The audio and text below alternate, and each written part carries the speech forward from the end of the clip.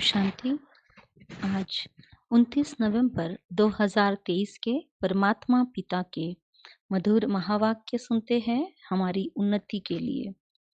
मीठे बच्चे अपनी बुद्धि व विचारों को इतना शुद्ध और स्वच्छ बनाओ जो श्रीमत को यथार्थ रीति धारण कर बाप का नाम बाला कर सको।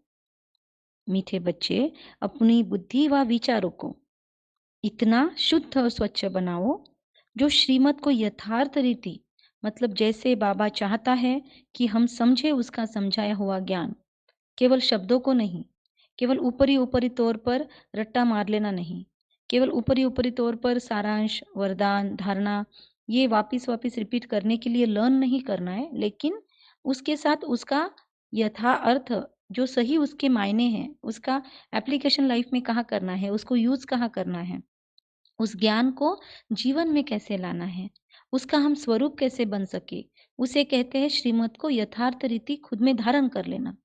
एक होता है सिर्फ सुनना, रट्टा मार के उसको लर्न कर लेना, और दूसरा होता है उसको सोच समझ कर उसके अंदर का जो महत्वपूर्ण इसेंस है, जो बाबा चाहते हैं हमको परिवर्तन करने के लिए हम धारण करें, वो समझ कर खुद के लाइफ में उसको लाते रहना, और बाबा ने जो कहा एक दिन उसका स्वरूप बन जाना। इसी हम मीनिंग है श्रीमत को यथार्थ रीति धारण कर लेना। तो बाप का नाम बाला कर सको। अगर हमने परमात्मा की कही हुई ये बातें, ये ज्ञान के रत्न जीवन में धारण कर लिए, तो हमारा चरित्र श्रृंगारित हो जाएगा, हमारा जीवन सुगंधित बन जाएगा, हमारा स्वभाव संस्कार लोगों को कांटों जैसा चुभने की बजाय लोगों को सुख देगा।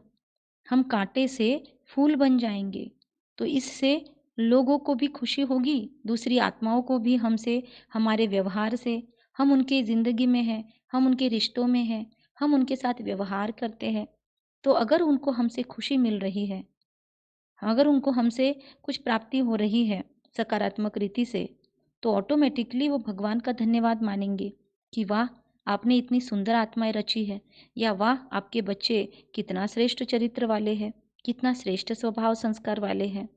तो ऑटोमेटिक परमात्मा का नाम रोशन होगा। इसी को बाबा अपनी भाषा में कहते हैं नाम बाला करना, मतलब नाम ऊंचा करना, रोशन करना।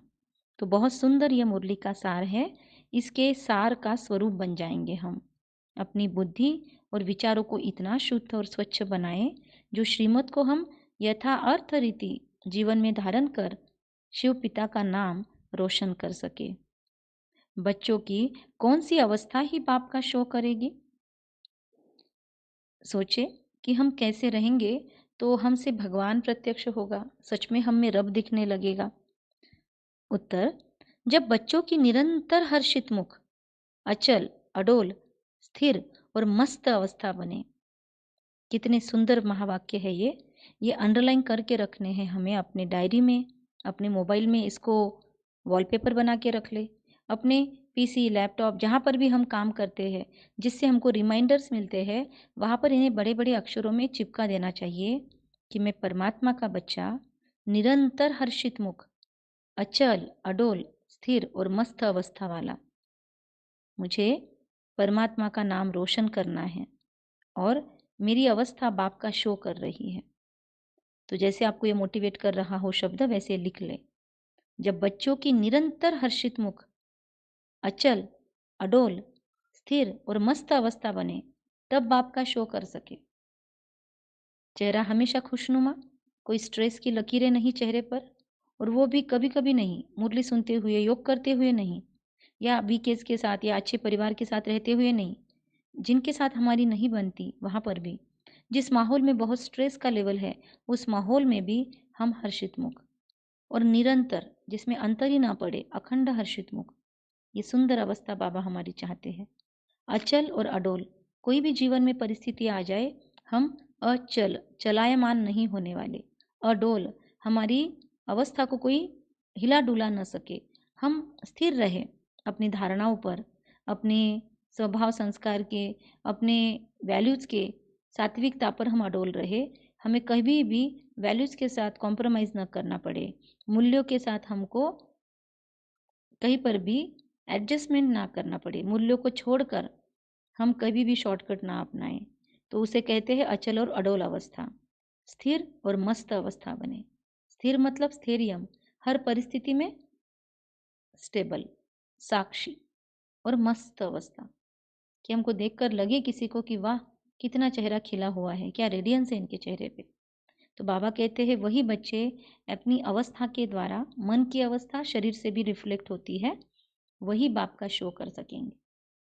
देखिए, जिनके अंदर बहुत सात्विकता है, जिनकी धारणाएं बहुत ऊंच है, आप दादियों के चेहरे देखें, दादी गुलजार जी के, दादी रतन मोहिनी जी के, दादी शांता मणि जी के, दादी प्रकाश मणि के, जगदम्बा माँ के, ब्रह्मा बाबा के, जिनके ओरिजिनल फोटोज भी अब अगर आप देखोगे तो ऐसी मस्त चेहरे, ऐसे मस्त अवस्था है कि उनको देखकर उनके चेहरे पर बुद्धि टिकती नहीं है।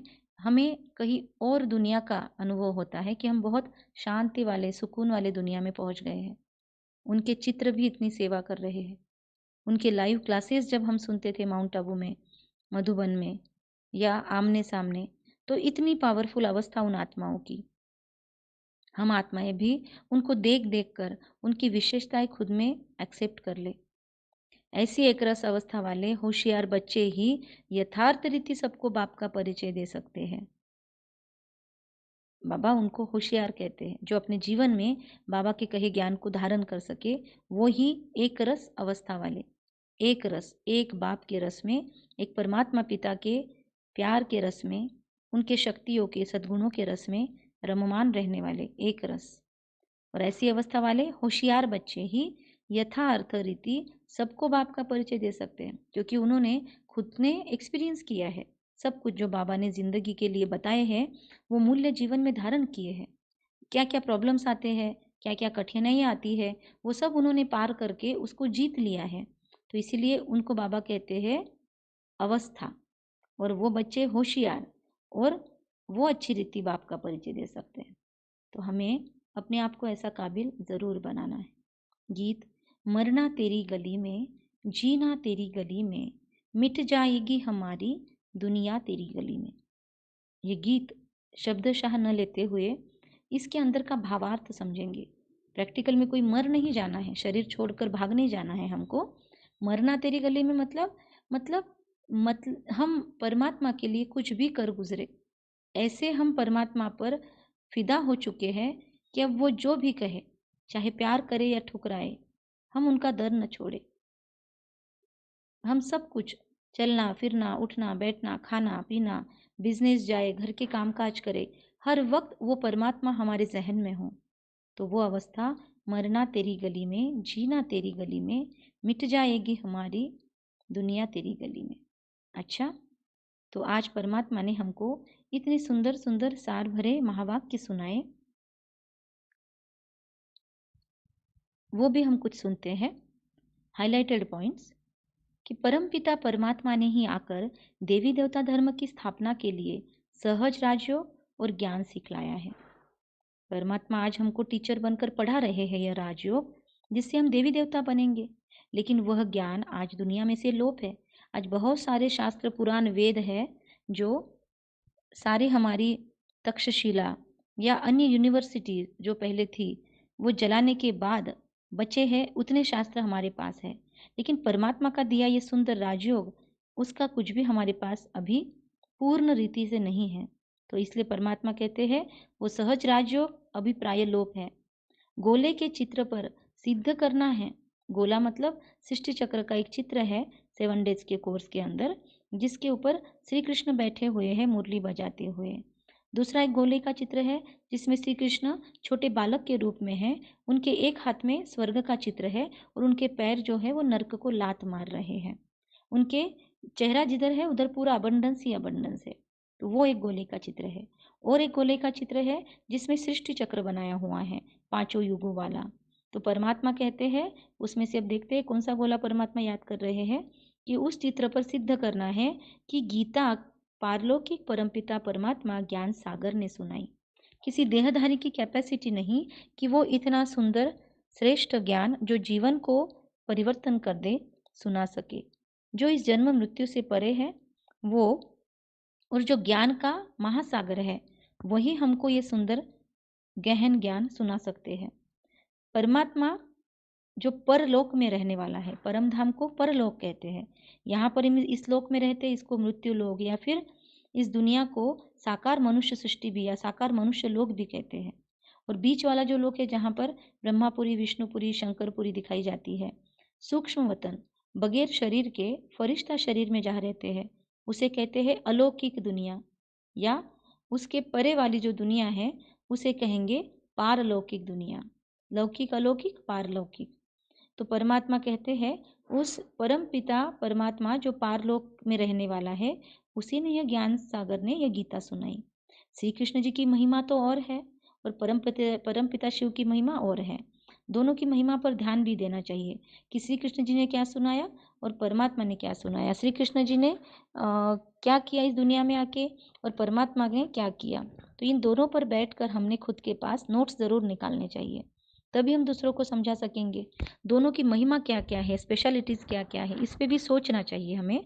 ये आज के लिए हमारा होमवर्क है कि श्री कृष्ण जी की महिमा और शिव की महिमा दोनों हमको कंपेयर करना है। इनमें कौन सी बातें हैं और उनमें कौन सी बातें हैं, फिर इनमें कौन सी बातें नहीं है, उनमें कौन सी बातें नहीं है, सारे पॉइंट्स निकालने हैं। सर्वशास्त्रमयी श्रीमद् भगवद गीता माता। क्यों माता कहा गया? अभी प्रैक्टिकल में गीता के पन्नों से तो किसी का जन्म नहीं हो सकता, लेकिन मतलब ये है माता मतलब नया जन्म, नया दृष्टिकोण देने वाली। तो श्रीमद् भगवद गीता ऐसा सुंदर शास्त्र है, अभी तो उसमें से थोड़ा थोड़ा ही बचा है, पर ओरिजिनल जो परमात्मा ज्ञान सुना रहा है, उस गीता से, उस गायन योग्य ज्ञान से हमारे अंदर दिव्यता आती है। और परमात्मा कहते हैं उसी ज्ञान के द्वारा हम आत्माओं का जन्म होता है। उसी ज्ञान के द्वारा प्रजापिता ब्रह्मा ने खुद पर बहुत मेहनत लिया और खुद को श्री कृष्ण जैसा सुंदर, पावन, सतयुग का पहला प्रिंस बनाने के लायक बनाया। तो इसीलिए जन्म कहाँ से हुआ? ज्ञान से हुआ। तो इसीलिए गीता को माता कहते हैं, श्रीमद् भगवद गीता माता। बाकी देखिए, बाइबल को माता नहीं कहा जाता, कभी कुरान को माता नहीं कहा जाता, कभी और धर्मशास्त्रों को, नम्मत को माता नहीं कहा जाएगा, वेद पुराणों को भी माता नहीं कहा जाता, सिर्फ भगवत गीता को ये मायने लगते हैं। बाप ही माता को एडॉप्ट करते हैं, स्वच्छ बुद्धि में ही बैठ सकता है। ये ज्ञान, दिव्य ज्ञान जो परमात्मा दे रहे हैं, वो अच्छी रीति किसको समझेगा? एक्सप्लेनेशन हम मुरली का ना भी दे तो भी किसको समझेगा? जिसकी बुद्धि योग के बल से और क्लियर और शुद्ध होती जा रही है। हमारी बुद्धि में अगर इसकी उसकी बातें, इधर उधर के गॉसिप्स या लोगों के बारे में बुराई या छपी हुई है, अगर हमने लोगों की बुराई या गंदगी ही अपने मन में स्टोर करके रखी है, अपनी ज़िंदगी के भी निगेटिव इंसिडेंट्स अगर हम हमारे मन में छाप कर रख देते हैं, तो फिर हमारी बुद्धि, हमारा स्टोरेज बॉक्स फुल हो जाता है। हार्ड डिस्क हमारी फुल हो गई तो नया स्टोरेज उसमें नहीं जा सकता। इसलिए परमात्मा का ज्ञान अगर हमारी ज़िंदगी में आए, ये योग का और ज्ञान का, मुरलियों का हमको फ़ायदा हो, ऐसा लगता है, तो हमें पहला कर्तव्य करना चाहिए, मेडिटेशन से अपनी बुद्धि को शुद्ध बनाना है।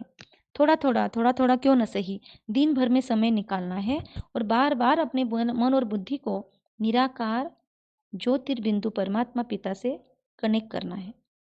कोशिश करें अभी खुद को शुद्ध, सचेतन, भ्रुकुटी के मध्य में चमकता सितारा, सेकंड में शरीर से अलग जगमगाता दिव्य ज्योति बिंदु, लाल प्रकाश की दुनिया में सामने जगमगाता बहुत सुंदर परमपिता परमात्मा।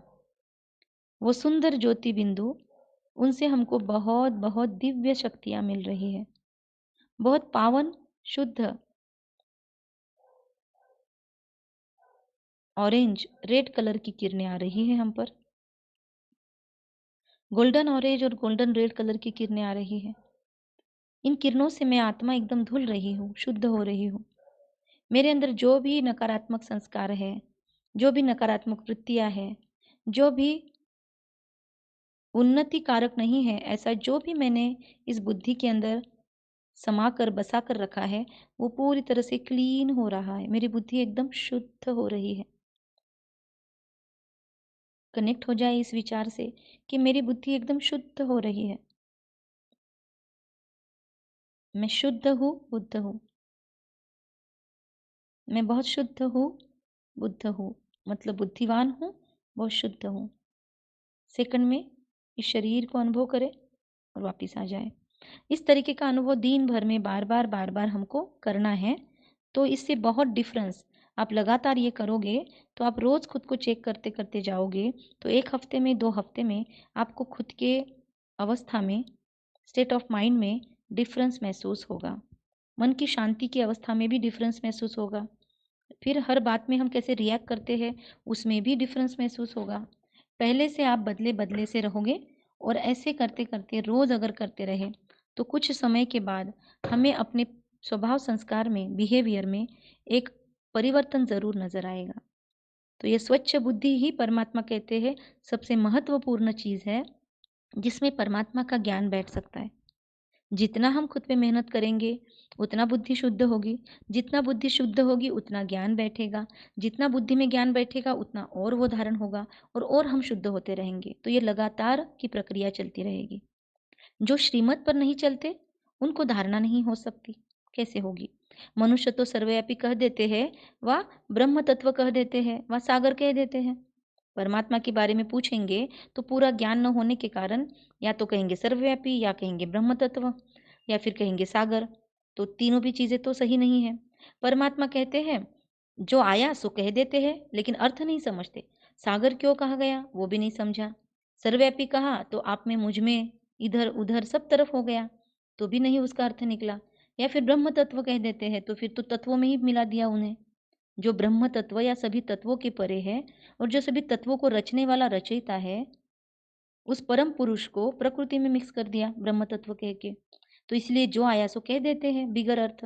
भगवान उवाच, भगवान उवाच मतलब परमात्मा शिव कहते हैं कि मैं श्री कृष्ण जी की आत्मा को अडॉप्ट कर ब्रह्मा बनाए उन द्वारा ज्ञान देता हूँ।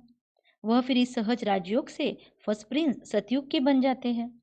कह देते हैं, कहते कहते भक्ति में, रघुपति राघव राजा राम, पतित पावन सीताराम। अब वह राम जी तो है नहीं, झूठा बुलावा करते हैं, है ना, आते थोड़ी है, क्योंकि उनका तो युग हो चुका। अब तो वो फिर से पुनर्जन्म में है। तो परमात्मा कहते हैं, अब शांति स्थापन करना पतित मनुष्यों के हाथ में तो है नहीं। अगर बुलाते हैं श्री राम जी को, कृष्ण जी को, देवी देवताओं को या परमात्मा शिव को, लेकिन बुलाने के बाद फिर उन्हें सर्वव्यापी कैसे कह सकते हैं? अगर वो सब में समाया हुआ है तो आएंगे कैसे? सब जगह से थोड़ा थोड़ा इकट्ठा होके आएंगे। अगर वो है ही नहीं, या फिर अगर वो ब्रह्म तत्व है, तो भी कैसे आएंगे? तो परमात्मा कहते हैं, अपने आप को हम भक्ति में कंफ्यूज करते रहते हैं, एक बार एक बोलते हैं, एक बार एक बोलते हैं। तो परमात्मा कहते हैं, इसलिए झूठा बुलावा करते हैं। तो हमें अपने आप को चेक करना है। हम भी तो कहीं ऐसा नहीं करते। हाँ, हमको दूसरों को नाम नहीं रखना है, क्योंकि हम अपने आप पे काम कर रहे हैं, हम मुरलियाँ सुन रहे हैं, हमने 7 डेज कोर्स किया है। पर जिन्होंने नहीं किया, उनको तो ये बातें नहीं समझने वाली है। तो ये हमारी समझ के लिए बातें हैं। परमात्मा कहते हैं, अब शांति स्थापन करना पतित मनुष्यों के हाथ में तो है नहीं। जो खुद को ही शांत नहीं रख सकते, वो कैसे शांत करेंगे दूसरों को? वो तो काम परमात्मा का है। परमात्मा कहते भी है, इसीलिए लोग पुकारते हैं परमात्मा के लिए कि पतित पावन आओ। श्रीमद् भगवत गीता क्या है? सब शास्त्रों की माई बाप। जैसे क्राइस्ट ने बाइबल को जन्म दिया, उनको माई बाप नहीं कहेंगे। अब गीता किसने सुनाई, है ना? क्राइस्ट को फादर कहेंगे, पर माँ तो नहीं कहेंगे। वहाँ फिर मदर रख दी, मदर मेरी। तो वैसे ही परमात्मा कहते माई बाप नहीं कह सकेंगे, लेकिन परमात्मा को उपमा दो ही मिल सकती है, और गीता को भी माँ कहते हैं। तो अब गीता किसने सुनाई, उससे कौन सा धर्म स्थापन हुआ, कोई नहीं जानते। आदि सनातन देवी देवता धर्म स्थापन हुआ। तो परमात्मा कहते हैं, सतयुग वाले राधे कृष्ण जी को कहाँ कहाँ पर लेके गए हैं, तो उन्होंने तो हमको ज्ञान नहीं दिया। सच्चे ज्ञान मार्ग की दुकान यह एक ही है। भगवान ने आज क्या बोला, दुकान कह दिया। ये सच्चे ज्ञान मार्ग की दुकान है, यहाँ पर हमको सारे सुख शांति के साधन और इतना ऊंचा ज्ञान मिल जाएगा। बाकी सब भक्ति मार्ग की दुकानें हैं। कहते हैं गुरु गति देते हैं, परंतु गति सदगति का भी अर्थ नहीं समझते। गति का अर्थ, सदगति का अर्थ हमने समझा है ना पहले कुछ ऑडियो में। तो बाबा कहते हैं, लेकिन दुनिया में नहीं समझते, एक ही मान लेते हैं।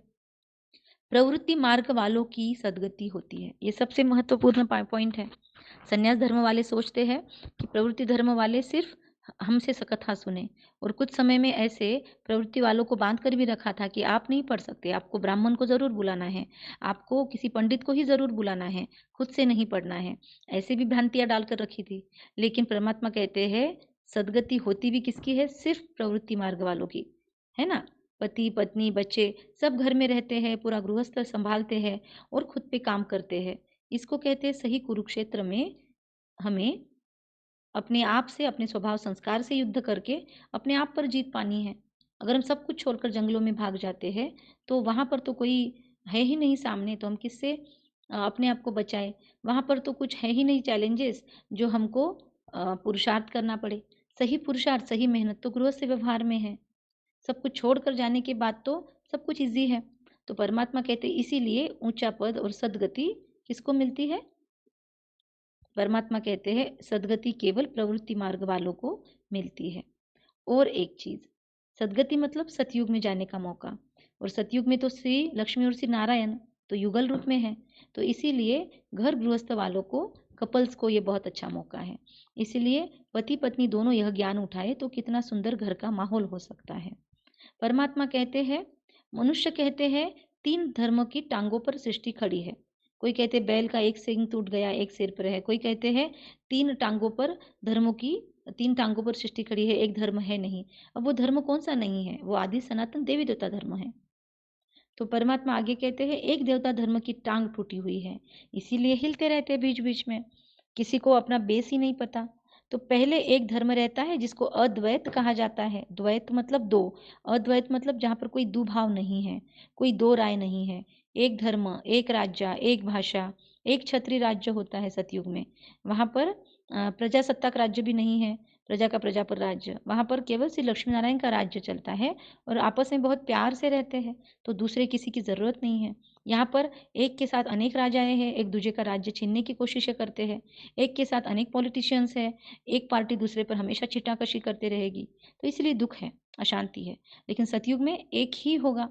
परमात्मा कहते हैं फिर वह जो का टांग है देवी तथा धर्म की, तो परमात्मा कहते हैं वह टांग कम हो, तीन टांगे निकलती है।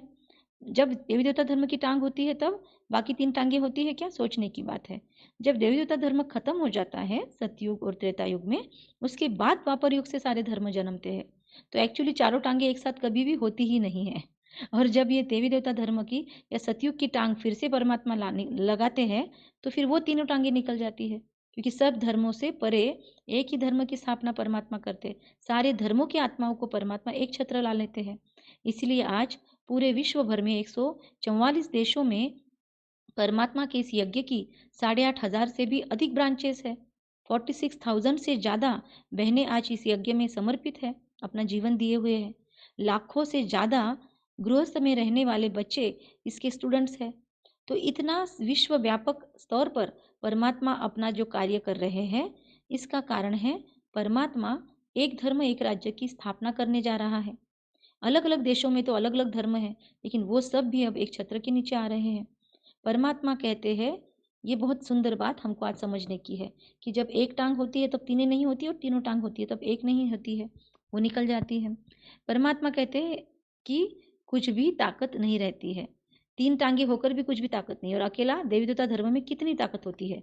तो हम अकेले देवी देवता धर्म के बलबूते पर सतयुग और त्रेता युग दो युगों में राज्य कर लेते हैं। मतलब 2,500 साल तक राज्य हो जाता है, इतनी मजबूत टांग है सतयुग और त्रेता युग की के अंदर देवी देवता धर्म की। लेकिन बाकी तीन टांगे जो मुख्य धर्म है, और भी टांगे हैं और भी धर्म है, लेकिन इतने सारे धर्म मिलकर भी स्मूथली इस सृष्टि को नहीं चला सकते। सबका आने का एंट्री का समय अलग अलग है। अकेले देवी देवता धर्म ने दो युग में राज्य किया, और इतने सारे धर्म मिलकर भी इस एक दुनिया में शांति नहीं उत्पन्न कर सकते, क्योंकि कमजोर हो गए हैं, निधन के बन पड़े हैं, धनी को भूल गए हैं। परमात्मा कहते हैं अंधों के आगे बड़ी आरसी, मतलब आईना रखना है। आईना मतलब मिरर। सामने अगर आईना रखते तो हमको दिखता है ना कहाँ गलत है कहाँ सही है। तो ऐसे कहते हैं परमात्मा कि जिनको ज्ञान नहीं है, उन ज्ञान के अंधों के आगे बड़ी आरसी रखना है, मतलब बड़े बड़े चित्र रखने हैं या ज्ञान समझाना है। परमात्मा कहते हैं जास्ती टू मच में नहीं समझाते बैठना है, शॉर्टकट में भी समझा के हम लोगों को परमात्मा से कनेक्ट कर सकते हैं, लेकिन सामने वाले की नब्ज देखकर ही ज्ञान देना है। उसकी इच्छा है, इंटरेस्ट है तो ही ज्ञान देना है। तो परमात्मा कहते हैं पहले नंबर श्री कृष्ण है सतयुग के, और पहले नंबर के प्रिंस को ले जाकर द्वापर युग में बिठा दिया है। तो कितना बड़ा रोला कर दिया है। तो यह सब भक्ति मार्ग की नूंद है। ड्रामा अनुसार यह किसके पास भी है नहीं। ज्ञान को दिन कहते परमात्मा, भक्ति को रात कहते हैं। शास्त्रों में प्रलय भी दिखा दिए कि सब कुछ जीरो हो जाता है। परमात्मा कहते प्रलय नहीं होता, नए विश्व की स्थापना होने के लिए कुछ न कुछ बचता जरूर है। इसलिए परमात्मा अब ज्ञान का कलश माताओं के सिर पे रखते हैं, मतलब ब्रह्मा कुमारियों को, बहनों माताओं को आगे करके ज्ञान देने के लिए माध्यम बनाते हैं परमात्मा। क्योंकि उन माताओं को बहुत नीचे रखा गया था पहले, बहुत अवहेलनाएं सही है माताओं ने। अब परमात्मा आकर फिर से उनको सर माथे बिठाता है, वंदे मातरम कहता है। तो बाबा कहते हैं बोलने वाले बड़े होशियार चाहिए। यह है प्रवृत्ति मार्ग का सहज राजयोग। बहुत लोग समझते हैं इस ज्ञान में सब कुछ छोड़ना पड़ेगा, संन्यास लेना पड़ेगा, पर प्रैक्टिकल में आज भगवान प्रूव कर रहा है कि यह प्रवृत्ति मार्ग का सहज राजयोग है, यह कोई संन्यास मार्ग नहीं है हमारा राजयोग। तो हम सिद्ध कर समझाने के लिए आए हैं, बच्चों को शो करना है। कुमारी वह जो 21 जन्म के लिए बाप से वर्षा दिलाए। ब्रह्मा कुमारी जो सरेंडर हुई, जो ऐसी हिम्मत करते हैं अपना पूरा जीवन परमात्मा के यज्ञ में लगाने की हिम्मत जो कन्याएं रखती है, उनकी तो क्या कहने। जो ब्रह्मा कुमारी या सेंटर पे सरेंडर है, उनके तो क्या कहने, 21 जन्मों के लिए वो बाप का वर्षा दिलाती है। कुमारियों की महिमा बहुत भारी है, लेकिन अपने आप को ऐसा संपूर्ण पवित्र और क्या कहेंगे उसे, बहुत बहुत ताकत लगती है ऐसा जीवन जीने के लिए। तो ऐसा ताकतवान और हिम्मतवान खुद को बनाकर रखना और लंबा समय तक टिक कर रहना, आने वाले विघ्न आपदाओं को बहुत मजबूती से फेस करना, ये ताकत अपने आप में विशेष ताकत है। वो है तो कोई ब्रह्मा कुमारी बन सकता है। परमात्मा कहता है चंद्रमा के आगे फिर अच्छा स्टार भी चाहिए। ब्रह्मा बाबा को परमात्मा चंद्रमा कहते हैं। अगर परमात्मा को ज्ञान सूर्य कहे तो ब्रह्मा बाबा ज्ञान चंद्रमा है। तो उनके आगे स्टार मतलब जगदम्बा सरस्वती, ये तीनों की जोड़ी है, मतलब ये तीनों का त्रिकुट है बना हुआ। तो परमात्मा कहते हैं ये ज्ञान सूर्य है, परमात्मा शिव ज्ञान सूर्य। ये गुप्त मम्मा अलग है। ब्रह्मा बाबा को आज परमात्मा गुप्त मम्मा कह रहे हैं, क्योंकि दिखने में तो पुरुष दिखते हैं, लेकिन पालन पोषण हम सब बच्चों का करते हैं। परमात्मा ने सबसे पहले उन्हें ही एडॉप्ट किया, इसलिए वो गुप्त मम्मा भी हो गई। और तीसरी मम्मा मतलब जगदम्बा सरस्वती। तो परमात्मा कहते हैं स्टार भी है तो अच्छा चाहिए। तो मम्मा तो कितनी पावरफुल थी ज्ञान के अंदर। इस राजों को समझकर फिर समझा सकते हैं, लेकिन रोज अगर मुरली सुनते हैं तो ही समझेंगे। अब आज की मुरली जिन्होंने मिस की होगी या दिन भर में भी नहीं सुनेंगे, तो वो तो ये सारे पॉइंट मिस कर देंगे। ऐसे रोज की मुरलियाँ जो सुनते हैं उनको सारे पॉइंट समझते रहते हैं, उनकी बुद्धि कुशाग्र होती रहेंगी। लेकिन अगर कोई एक दिन की भी मुरली मिस करे और वापस उसको रिविजन न करे, पढ़े नहीं समय मिलते ही, तो क्या होगा, उनका उस दिन का तो मिस हो गया एक्सप्लेनेशन। इसलिए अपनी जिम्मेदारी से अपने लिए मुरली ज़रूर सुननी है। अच्छा, कम बोलेंगे, धीरे बोलेंगे, मीठा बोलेंगे, सत्य बोलेंगे और सोच समझ कर बोलेंगे। परमात्मा पिता हमें आज की मुरली में याद प्यार दे रहे हैं। मीठे मीठे सिक्के लदे बच्चों प्रति माता पिता बाप दादा का याद प्यार और गुड मॉर्निंग। रूहानी बाप की रूहानी बच्चों को नमस्ते।